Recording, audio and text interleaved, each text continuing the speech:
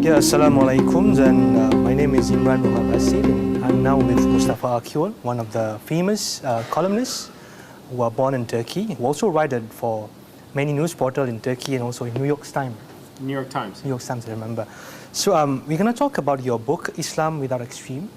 So maybe we can start a bit with about how and why you write the book that you have today. So. Well, I wrote this book about 4 years ago, maybe 5, because I saw a problem in the Muslim world, widespread problem, which I call authoritarianism. Right. Which is imposing our religion, Islam, to people through state force.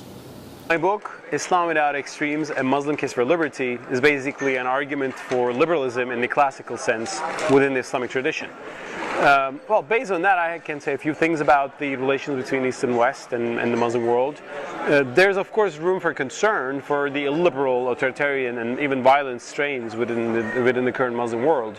But I think it would be a mistake, and that's where this term Islamophobia rightly comes in. It would be a mistake to think that this is the only possible manifestation of Islam. I mean, Christianity has a long history, 2,000 years, which includes both the Inquisition and the Crusades, but also a very humane and liberal attitude towards politics.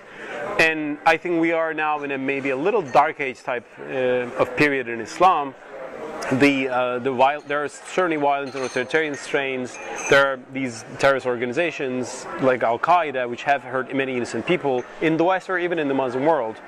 But so the concern about these things are totally understandable and legitimate. But I think Westerners should also see that that's not the only thing that Islam is about. The majority of world's Muslims are, first of all, moderate and peaceful. Secondly, there are even liberals in the Muslim world, not secular liberals necessarily, but liberals who look at Islam and see a base for justice, see a base for the individual, and who articulate these ideas.